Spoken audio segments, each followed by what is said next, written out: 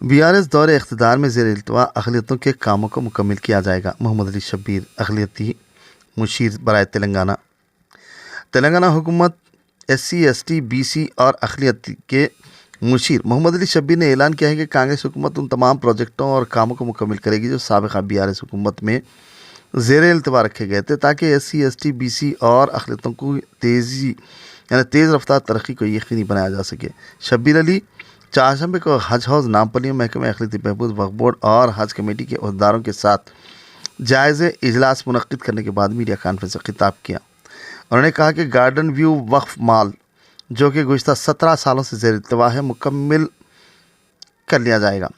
انہوں نے بتایا کہ 2005 عیسوی میں ڈاکٹر YS راجشیکھر ریڈی حکومت میں اس وقت کے اقلیتی بہبود کے وزیر کی حیثیت سے انہوں نے 22 کروڑ روپے سے زیادہ خرچ کر کے حج ہاؤس کے دونوں طرف 2 زمین کے ٹکڑے خریدنے میں اہم کردار ادا کیا تھا۔ گارڈن ویو وقف مال کی بنیاد 22 فروری 2009 عیسوی کو رکھی گئی تھی اور تعمیر کا آغاز کیا گیا تھا۔ چنانچہ 7 منزلوں اور 2 تہہ خانوں کا ڈھانچہ کانگریس کے دور اقتدار میں مکمل ہوا تھا۔ تاہم شبیر علی نے کہا کہ پچھلی BRS حکومت نے تقریباً 10 سال تک اس منصوبے کو ہاتھ نہیں لگایا۔ نتیجتاً زیر تعمیر عمارت اتنی سرمایہ کاری کے باوجود بیکار پڑی ہوئی ہے۔ شبیر علی نے عہدیداروں کی ہدایت دی کہ وہ پروجیکٹ کو مکمل کرنے کے لیے نئے ٹینڈرز طلب کریں۔ انہوں نے کہا کہ گارڈن وقف مال میں ایک ریسٹورنٹ اور دیگر دفاتر ہوں گے۔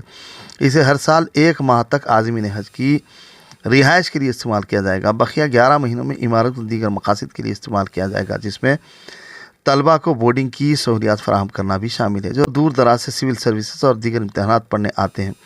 انہوں نے یہ بھی بتایا کہ ریاست تلنگانہ کے 13,735 اماموں اور مؤذنوں کے اعزازیے کی مد میں 7.35 کروڑ روپے کے بقایا جات جاری کیے گئے ہیں۔ انہوں نے کہا کہ مزید 1 ماہ کے بقایا جات زیر التوا ہے اور انہیں بھی جلد جاری کر دیا جائے گا۔ شبیر نے یہ بھی بتایا کہ حج سیزن 2024 عیسوی کے وسیع انتظامات کیے جا رہے ہیں۔ انہوں نے کہا کہ تقریباً 10,000 عازمین حج جن میں پڑوسی ریاست کرناٹک، مہاراشٹر اور آندھرا پردیش کے لوگ بھی شامل ہیں، حیدرآباد امبیریکیشن پوائنٹ سے مقدس سفر حج کے لیے روانہ ہوں گے۔ انہوں نے کہا کہ ان کے کھانے پینے، رہائش اور دیگر ضروریات کے لیے اعلیٰ درجے کے انتظامات کیے جائیں گے۔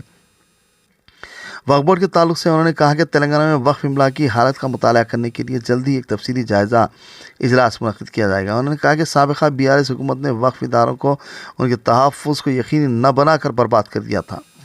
انہوں نے کہا کہ ویجیلنس رپورٹس اور دیگر یہاں تک کہ وقف ریکارڈ جو سیل کر دیا گیا تھا کی حیثیت معلوم نہیں ہے۔ انہوں نے کہا کہ تمام جائیدادوں اور ان کے ریکارڈ کی حفاظت کو یقینی بنانے کے لیے جلد ہی ایک تفصیلی جائزہ اجلاس منعقد کیا جائے گا۔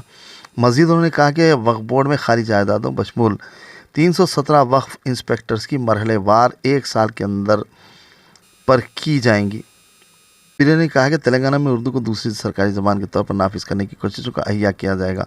انہوں نے سابق CR حکومت پر اردو اکیڈمی اور اس کے کمپیوٹر مراکز اور لائبریری کو فنڈز اور افرادی قوت نہ دے کر تباہ کر دیا۔ انہوں نے کہا کہ اردو اکیڈمی ایک ڈمی ادارہ بن کر رہ گیا ہے۔ انہوں نے کہا کہ اردو اکیڈمی کو مضبوط کیا جائے گا۔ شبیر نے کہا کہ اقلیتی بہبود کا خرمدان خود چیف منسٹر ریونت ریڈی کے پاس ہے اور وہ اس بات کو یقینی بنائیں گے کہ تمام اسکیموں کو صحیح طریقے سے نافذ کیا جائے اور تمام محکموں کو وقت پر مطلوبہ فنڈز ملیں۔ ویورز، ہمارے پروگرامز پر رائے کامنٹس ضرور کیجیے۔ یوٹیوب، انسٹاگرام اور فیس بک کو لائک کیجیے، وہیں شیئر کرنا نہ بھولیں۔ آپ کی حوصلہ افزائی ہماری طاقت ہے۔